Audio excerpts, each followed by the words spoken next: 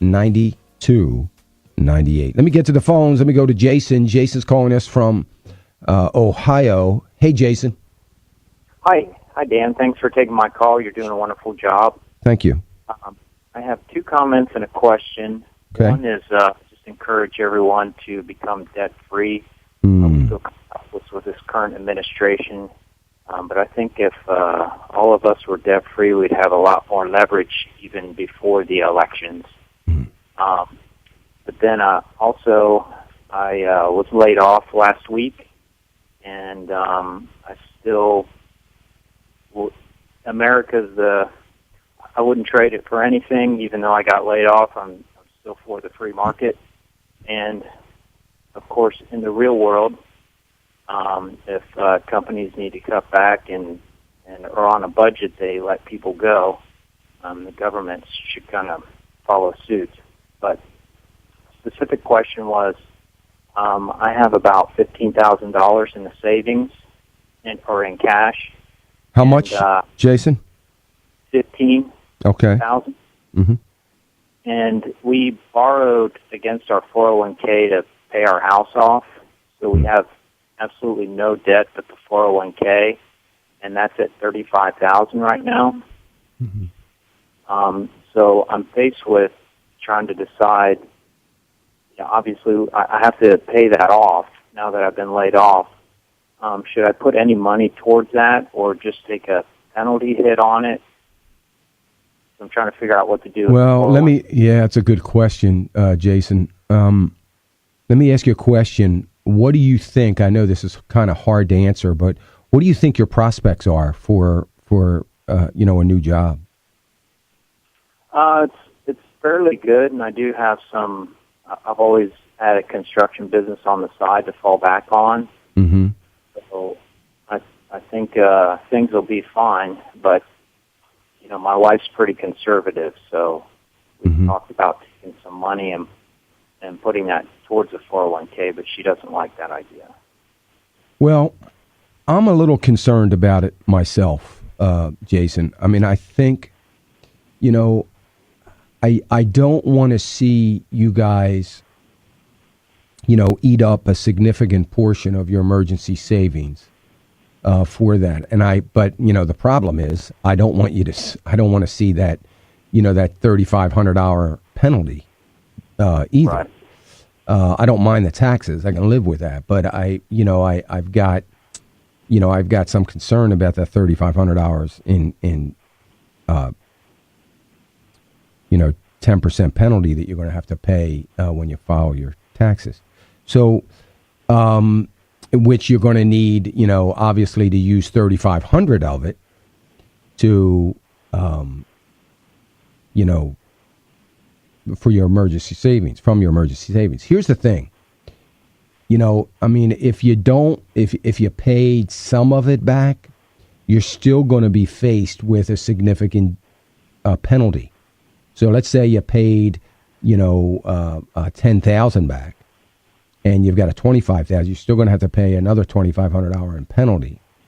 So I don't know. I would rather see, at this point, I would rather see you kind of keep things the way they are, and maybe something happens. If you feel from an income standpoint, you're going to be in really good shape, and you can make that decision before December 31st, then, it may be okay using some of that emergency savings. But I'll tell you off the top of my head, I'd almost rather see you take the penalty hit and be done with it, the tax and penalty, than to get it back. I would love for you to pay it back, but at the same time, you just can't. I just can't justify.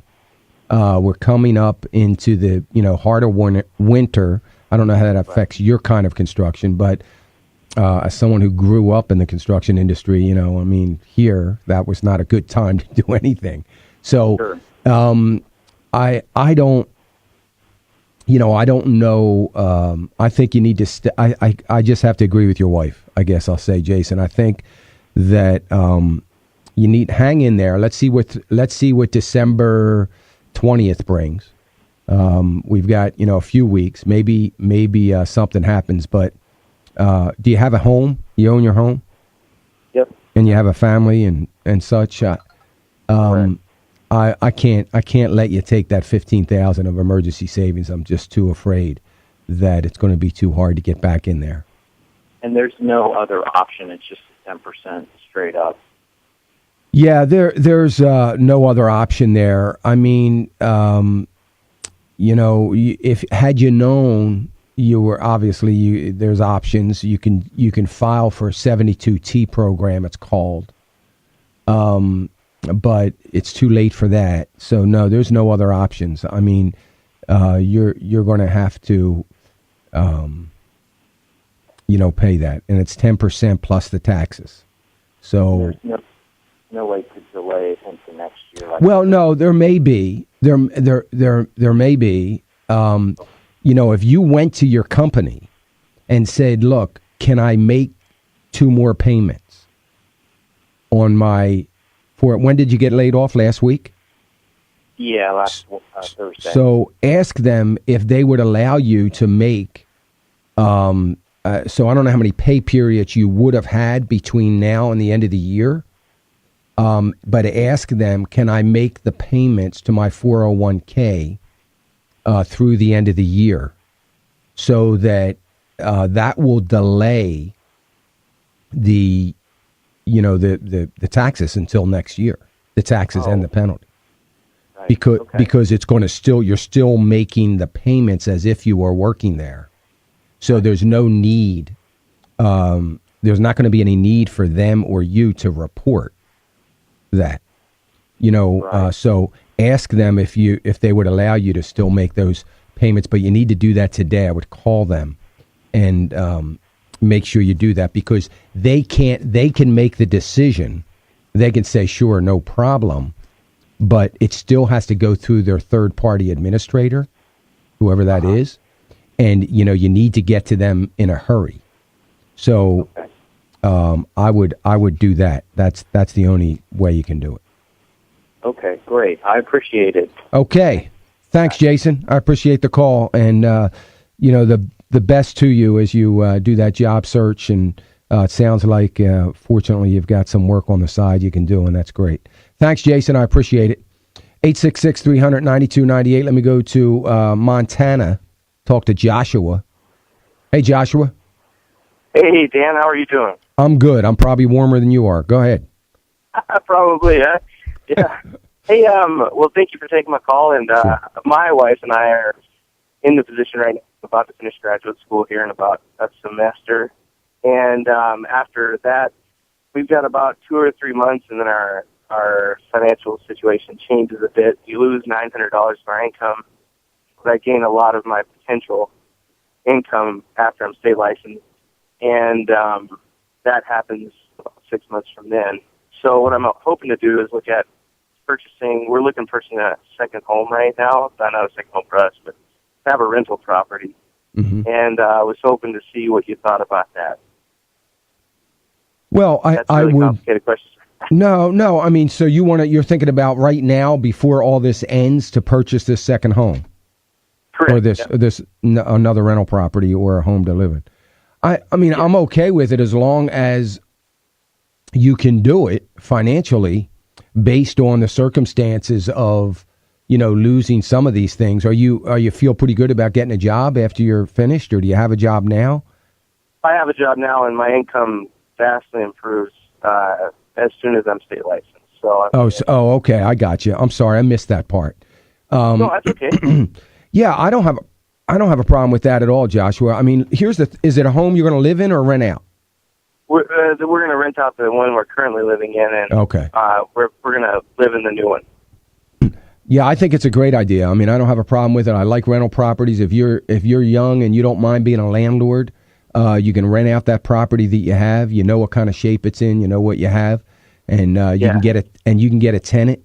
I wouldn't have a problem with that. I think it's a fine plan. Awesome. All right. Thank you so much, Dan. All right, Joshua, stay warm, brother. Thank you for the call. Let me go to Louisiana, Kent. Hey, Kent. Hey, how you doing, Dan? Good. Thanks for taking my call, man. Sure. Hey, I work for state of Louisiana, Mm-hmm. and we had that 457 deferred compensation plan. Mm-hmm. So I guess I just want to know the benefits, maybe the pros and cons for me to put money into that instead of going with a mutual fund or somewhere else with a IRA with a credit union or what have you. Yeah, I mean, I like the deferred comp plan. I mean, deferred a 457 is generally a pretty good plan. You've got some flexibility as to how much you can put into it. I'm going to assume that the state's going to participate with you in that in some way, shape, or form. They usually do on a deferred comp plan. I would, if I had a choice between, I've got, X amount of dollars discretionary income, and I have a choice between participating in my state deferred comp plan or putting it over in a mutual fund. I'd probably, in this environment, I'd probably do the deferred comp. Okay. Yeah, I mean, I think it's, how old are you, Kent? I'm 37. Yeah, I mean, I think it's a great plan for someone your age that's got a lot of years, hopefully, to work for the state that Yes, can be a good benefit to you. And I would rather see you. I don't want to see you pass that up. State of Louisiana has a pretty decent plan. They're working hard to get out of debt. I feel good about that. So I would do it. I would just kind of do all in your deferred comp unless you have a 401k that you participate as well. You don't? No, sir. Okay. Yeah, I would. Just our state pension at the moment, Yeah. So, I would do it. I would do the deferred comp, and I'd do it. Should I stay with something conservative? Yeah, I mean, what are they putting in? Do you know? Well, actually, I just started looking into it the last couple of days. I don't think they contribute. I don't think they match or contribute anything. We can depending on your pay scale and your age, you can put in $17,000 a year. Yeah, max, I think. Wow. 17.3. Okay, so I wouldn't stay too conservative. How many funds do they offer? How many options? Man, there was like 15 different ones I noticed. I would say, do they have a target price? Do they have a what is called a life cycle fund? Do they have anything that's called that has dates on it, like 2025 or anything like that? Yeah, for like a basic plan, you can go in and it goes by the year, like the year you were born. Yeah, be like the year you're born. 2040 plan or something. Yeah, it goes by the year you're going to retire. Okay. So I would do something like that. So I wouldn't do a 2040 fund, but I would probably look at a 2030 fund. You're going to retire, or 2025. You're going to retire after that. But that's what I would do. That would be kind of middle of the road, not real aggressive, not too conservative. And that's what I would do. And just forget about it. Don't even look at it. Don't even look at your statements. Just keep plugging along. Okay. Well, thanks for all your help, and I really enjoy listening to your show. Thank you, Kent. I appreciate it, brother. Stay safe. Thanks. Let me go to Stephen. Do I have time to get to Stephen before we go to break? Yeah, let me go to Stephen from Texas. Go ahead, Stephen. Howdy. How are you? Fine. I'm better than I deserve. You and me both. I want to thank you for your ministry that you have to all of us needy folks out here. Thank you, Stephen. I sure appreciate that. My question, I was planning to retire about October next year, but the company came out with one of the old legacy plans that we could draw 100% of it instead of drawing 50% lump sum and 50% annuity. Okay. And I'm thinking, now I have to retire by February 28th. In order to get the 100% lump sum. Would that be a wise decision? Financially, everything else I'm, all paid off. I have other assets. How old are you, Stephen? Say again? How old are you? 67 right now. Yeah, I mean, I think it's a good idea. I mean, I think that in order to get that 100%. So let me just make sure I understand this correctly. If you don't go February and you wait, you don't have you're not going to be eligible to get the 100%, right? Right. Okay. It will go back to 50% lump sum and 50% annuity. Mm-hmm. Well, I mean, I would probably wait. Now, here's the only reason wouldn't wait. I would probably do it now, but here's the only reason I would hesitate. I'm not a huge fan of taking the lump sum, and all of it. I like the idea. Oh, wait. I can roll that over to an IRA. Okay. So I will not pay taxes until the point I begin drawing. Okay. Well, I think that I would take it. I mean, I just would say that the key to it being successful is what you put it in when you go in your IRA.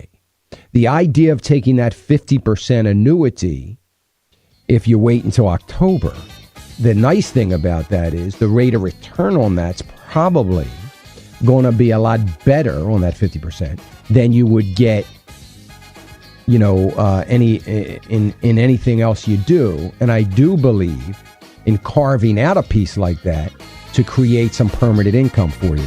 I'm right up against a break, Steve. When I get back, I'll finish up on that. 866-300-9298.